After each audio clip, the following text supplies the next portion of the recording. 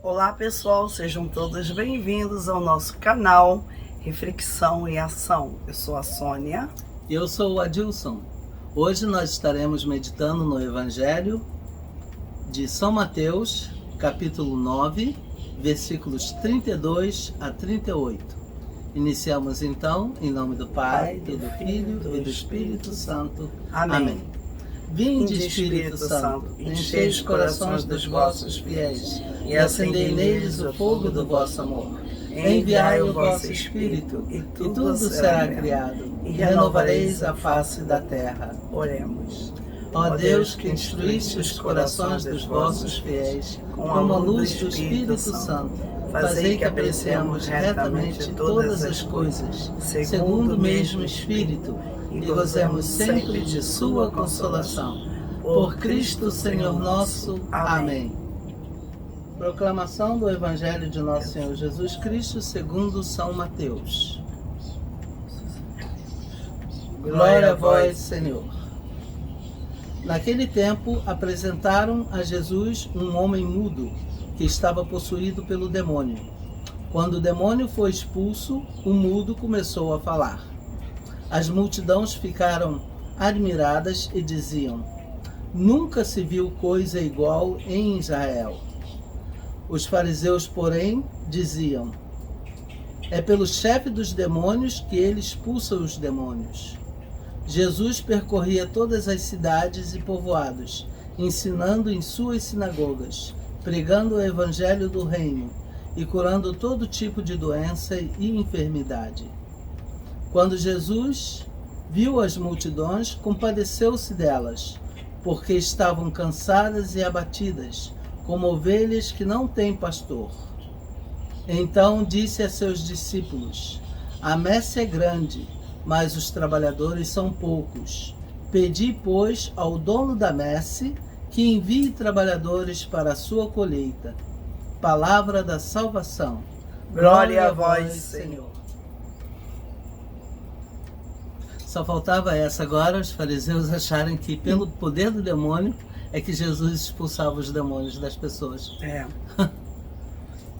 Então é interessante, quer dizer que o homem estava mudo porque estava possuído por um demônio, né? Quando o demônio foi expulso, o mudo começou a falar. A gente sabe, né? Até hoje me lembrei disso de um exorcista que tinha aqui em Nova York, que ele expulsava demônio das pessoas e ele, bom, sendo exorcista, é claro, essa era a função dele. Mas uma vez eu vi uma série de reportagens sobre ele, que ele foi chamado por uma mãe muito católica para rezar para a filha que estava no último dia de vida, né? Já estava no estado terminal e os médicos disseram que ela não passava daquela noite. Aí ele ficou lá. E aí o que aconteceu? Ele, quando chegou lá, descobriu que essa moça que tinha muitas complicações de AIDS, ela estava morrendo ela estava possuída por demônios. E ele ficou tentando, né, expulsar. E aí, por fim, depois de muita luta, no 365 dias, foi que ele conseguiu tirar o demônio da moça. Quer dizer, levou um ano, não é isso? Todo dia ele ia no hospital tentar tirar o demônio dela e não conseguia, e ela foi. Mas no dia que ele conseguiu, a moça ficou curada. Todas as doenças que ela tinha desapareceram. Então eram todas causadas por força demoníaca. Então é incrível, né? Isso não foi há muito tempo, né? Uhum. É incrível como que uma força espiritual dessa pode causar ao corpo, né? A reação que pode causar ao corpo. Todo tipo de doença, de enfermidade. Então os fariseus, eles sempre queriam alguma coisa para acusar Jesus, né? Não acreditavam em nada, né? Enquanto as pessoas admiradas diziam: nunca se viu coisa igual em Israel, os fariseus, porém, diziam, né, aqui no versículo 34, É pelo chefe dos demônios que ele expulsa os demônios. Pelo jeito, Jesus nem deu importância, porque prossegue o evangelho dizendo: Jesus percorria todas as cidades e povoados, ensinando em suas sinagogas, pregando o evangelho do reino e curando todo tipo de doença e enfermidade. Eu acredito que Jesus já devia estar tão acostumado, né? Tão cansado de combatê-los que talvez já nem valia mais a pena perder tanto tempo, né? Então ele simplesmente deixou para lá e continuou a missão dele.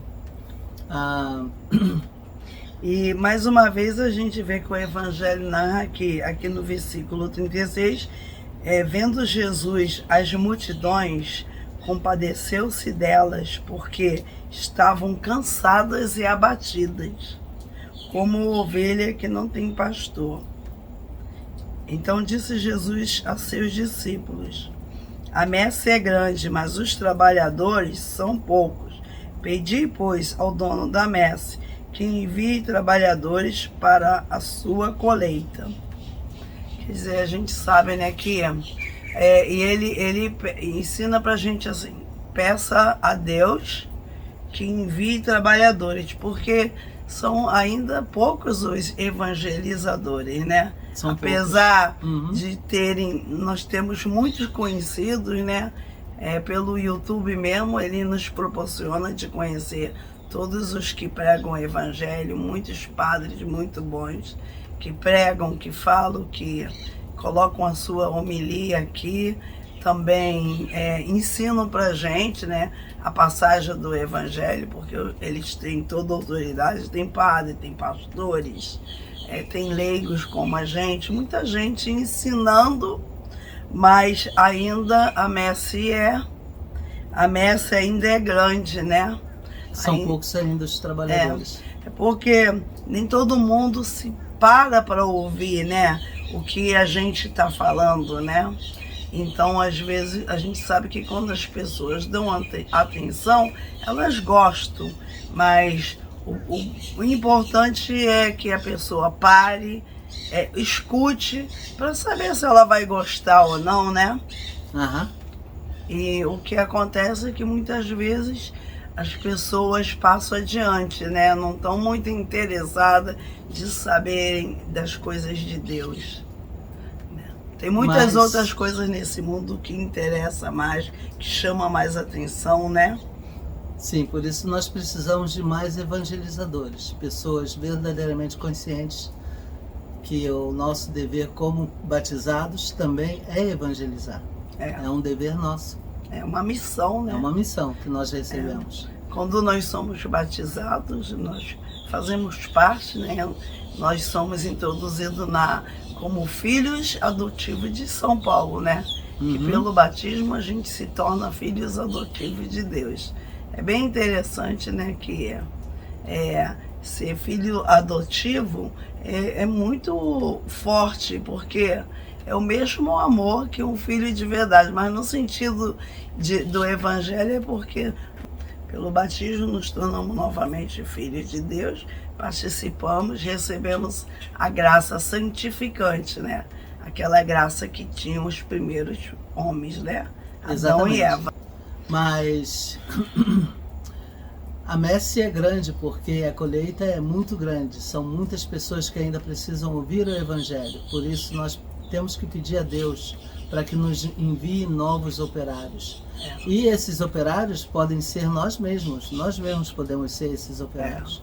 Eu, ela, você, todos nós somos chamados a fazer a nossa parte como batizados, porque muitas vezes as pessoas pensam que pregar o evangelho cabe apenas ao padre, ao bispo, mas não. Todos nós que fomos batizados, nós temos a nossa parcela, o nosso dever de também pregar o evangelho. E não somente pregar, mas viver o evangelho acima de tudo, né? até corrigindo assim, uma vez que nós somos batizados, muitas vezes a gente foi levado para o batismo pelos nossos pais, a gente não tinha ainda consciência. Os pais levam porque sabem da importância de batizar os filhos, porque, como está escrito no Atos dos Apóstolos, quando o evangelho era pregado nas famílias, famílias inteiras eram batizadas. Então, o batismo nos introduz na família de Deus, nos introduz. Mas quando nós somos crismados, que confirmamos o nosso batismo, aí precisamos ter uma certa idade, uma idade mínima para sermos crismados, e uma vez que nós somos crismados, nós nos tornamos apóstolos. Nós somos enviados, após a nossa crisma, o bispo nos envia para pregar o evangelho, e é aí que nós nos tornamos missionários. Então, o sacramento da crisma é um sacramento que confirma o batismo que nós recebemos. Exatamente. E faz da gente, né, um membro ativo da comunidade. Né? Então, como o Oswald falou assim, a gente meditou no outro dia que Jesus veio religar, né, o céu com a terra. Jesus veio ser a ponte. Ele mesmo falou, né, ninguém vai ao Pai se não for por meio de mim. Né? Que para chegar até Deus tem que ir por meio de Jesus. Mas quando nós assumimos a nossa fé, quer dizer, nós não somos autoridade, nós não vamos direto a Deus. Jesus fala, pede ao Pai, que Ele vos dará. Mas tudo que nós pedimos ao Pai, nós pedimos em nome de Jesus. Né? Sempre pedimos a Jesus. Geralmente, dificilmente a gente reza direto a Deus, e quando fazemos isso, falamos que nos conceda isso pelo vosso Filho Jesus Cristo. Mas geralmente nós pedimos a Jesus que Ele leve nossa oração até o Pai. Né? Porque Ele é o nosso grande intercessor. Jesus diz, ao mesmo tempo que Ele diz, ninguém vai ao Pai a não ser através de mim, Ele também diz que ninguém vem a mim se não for o Pai que o atrai. Né? Uma coisa assim muito importante, assim, é claro, cada um que segue a sua religião certamente conhece a sua religião, né? Não conhece a religião dos outros, mas existem muitas controvérsias, né, sobre a questão do batismo. Muitas pessoas de outras igrejas não entendem porque católicos batizam crianças, né? Então, a gente batiza porque é importante fazê-los filhos de Deus imediatamente. Então, a criança que foi batizada, quando ela tiver uma idade do entendimento, ela vai ser catequizada. Então, ela vai conhecer a palavra de Deus para ela participar da ceia do Senhor, receber o corpo e o sangue do Senhor. E depois, o próximo sacramento é o que eu já falei, o da crisma.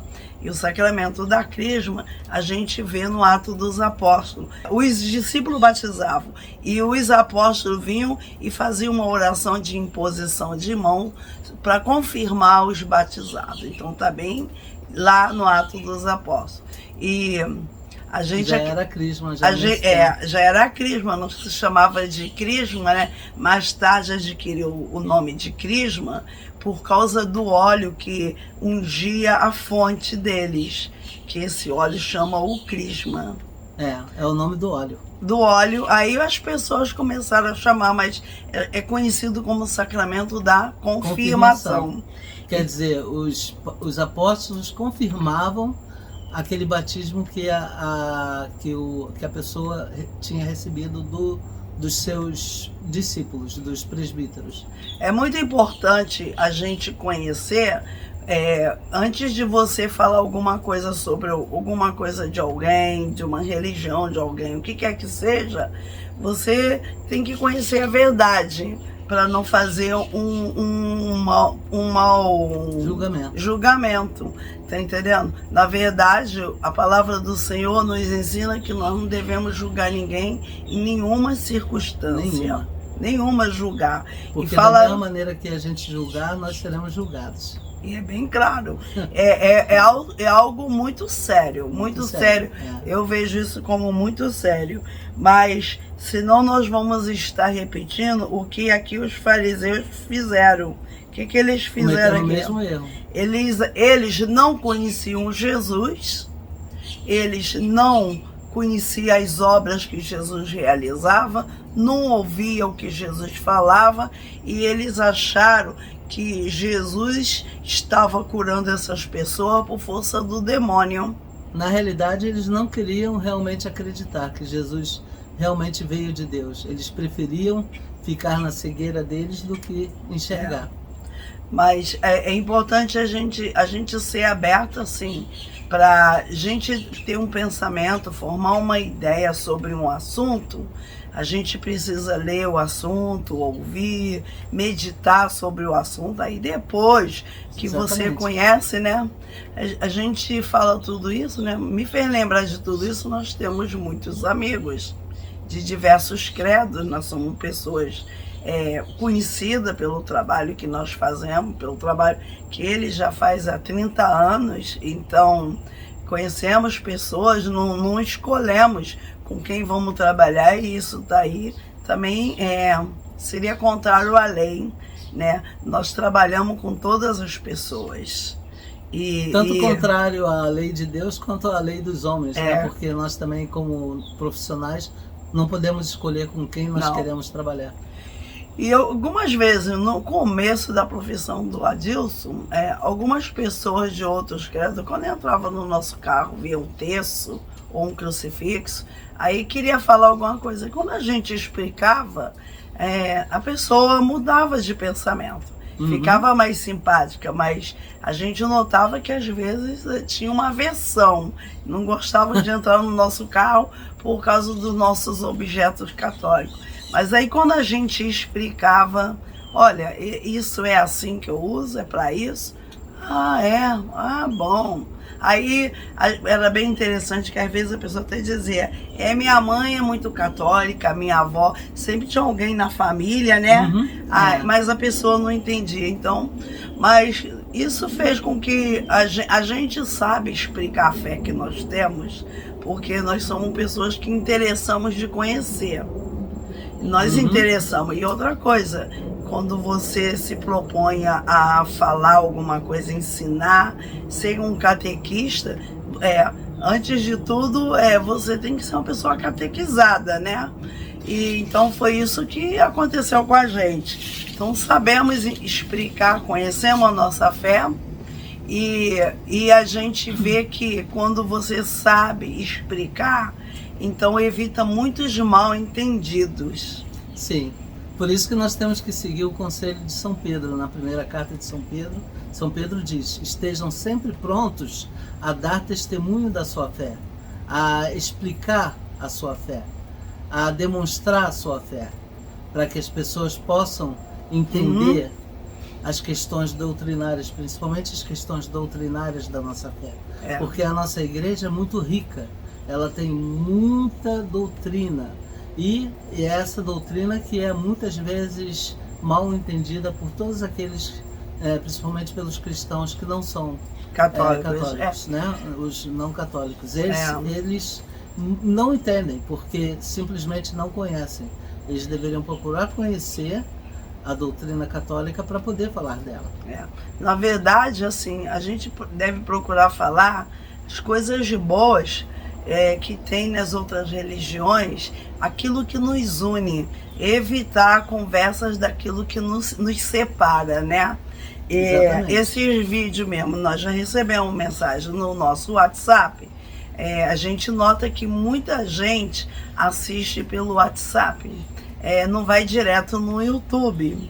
E a gente gostaria até de aproveitar a oportunidade de pedir a vocês, nos assistam pelo YouTube. Eu envio para alguns pelo WhatsApp, que eu sei que tem umas pessoas que têm dificuldade de achar o vídeo. Aí eu mando. Aí às vezes quando eu vou mandar para eu coloco no meu status e mando para outras pessoas também. E aí a pessoa vê por ali, aí a gente não está ganhando crédito. Mas nós recebemos mensagem bonita de pessoas que nós gostamos muito, que são de outra religião, dizendo que gostaram do nosso vídeo. E nós ficamos muito felizes, porque pessoas que nós consideramos muito, pessoas inteligentes, que têm uma boa visão da vida. Então eu falei assim, poxa, se você gostou, a gente fica muito feliz. E jamais a gente quer usar nenhum termo, nenhuma palavra que ofenda ninguém e que fale contrário à religião de ninguém. Nós apenas falamos muito do catolicismo porque nós somos católicos. Certamente. Mas não temos a intenção de, dessa maneira, ofender ninguém e dizer assim, eles estão puxando sardinha pro lado deles. Bom, a gente se propôs para fazer um trabalho católico, então nós entendemos bastante do catolicismo que nós falamos, porque nós somos estudiosos do catolicismo. Então, muitas vezes, é claro que nossa conversa é mais do catolicismo, mas eu venho de uma família protestante e eu também tenho boas lembranças da igreja da minha avó. Eu muitas vezes fui nos cultos dominicais com ela, cantei. Me lembro que uma vez eu e minha prima Márcia fizemos até minha avó passar muita vergonha, porque era uma época, na década de 60, que todos os cantores, quando cantavam, abaixavam a cabeça até lá embaixo para agradecer os aplausos. E aí nós cantamos lá um corinho, que a minha avó ficou um tempinho preparando a gente. Aí eu fiquei esperando os aplausos e ninguém não nos aplaudiu. Aí eu e minha prima abaixamos a cabeça até lá embaixo. Aí foi engraçado. Aí abaixamos, aí algumas pessoas nos aplaudiram. E aí minha avó, nossa, vocês me faziam morrer de vergonha que vocês fizeram. Eu falei, vó, na televisão todo mundo não aplaude quem canta, então a gente queria ser aplaudido também. Mas a gente tem essa bagagem, tá entendendo? Tem essa memória, mas quando eu cresci, eu fiz pesquisas e eu escolhi a igreja que eu queria pertencer. Mesmo com 16 anos, meu pai se tornou adventista do sétimo dia. Muitas vezes me forçava a ir lá com ele. Então eu ia, porque se eu quisesse sair, eu tinha que ir na igreja com ele. Então eu fazia isso, para ele não me prender em casa. Mas eu escolhi ser católica e eu gosto de ser católica demais. E a minha experiência com Jesus foi na igreja católica. Eu posso dizer, eu tive um encontro pessoal com o Senhor aqui na igreja católica. E que experiência. E ele também teve. O mesmo encontro que o Jesus marcou comigo, marcou com a Adilson. Então, a gente tem bastante certeza da nossa fé. A gente gosta demais de pertencer à nossa igreja, mas não desrespeitamos quem gosta de pertencer a outras igrejas. E é legal, às vezes, conversar com esses amigos quando eles nos contam, né, o que eles estão fazendo na igreja deles. Tá entendendo? É muito legal saber que todos estamos empenhados em divulgar o reino de Deus. Agora, a gente não divulga o reino de Deus irritando as pessoas que não pertencem à nossa igreja. Dessa maneira você cria inimizade. Quando você começa a querer acusar, fala mal de Maria para um católico, para você ver. O católico fica muito chateado com isso. Fale que católico adora santo. Católico fica muito chateado com isso, porque isso é calúnia. Isso não é verdade. Tá entendendo? E ninguém gosta que alguém fale mal da sua mãe. Então, nenhum católico admite uma coisa dessa. Agora, se um cristão usa esses meios para querer dizer que a igreja deles está certa, então ele está equivocado. Ele está indo contra os valores do evangelho que Jesus ensina. O que Jesus ensina? Ele está indo contra o principal mandamento, né? Que é amai-vos uns aos outros como eu vos amei. Como que a gente pode expressar o nosso amor uns pelos outros se a gente calunia um ou outro. Não adianta. Se fala coisa porque o verdadeiro mandamento. A pessoa não conhece. Se você não conhece, se você acha que um católico adora imagem, chegue para um católico e pergunte o que significa a imagem na sua igreja. Por que vocês usam imagens? Mas pergunte a um católico de verdade, não um católico... Pergunte para mim, pergunte para o Adilson, pergunte para os católicos, muitos da Canção Nova que conhecem, todos, né, que são de lá, têm uma boa preparação de muitos movimentos católicos. Pergunta a um católico praticante que estuda, porque existem muitas pessoas que se dizem católicas, mas elas não conhecem, são católicas. Não são nada. São católicos por ocasião, às vezes, porque um dia foram batizadas, se consideram católicas, mas não conhecem. Eu também conheço irmãos protestantes que vieram de família protestante, que se dizem protestantes, mas não conhecem nada do protestantismo. Não vão à igreja. Não conhecem nada da sua igreja, não sabem explicar nada da palavra de Deus. Então, não é porque uma pessoa se diz ser uma coisa que ela é, né? Então, a árvore se conhece pelos frutos, como nós já meditamos alguns dias atrás.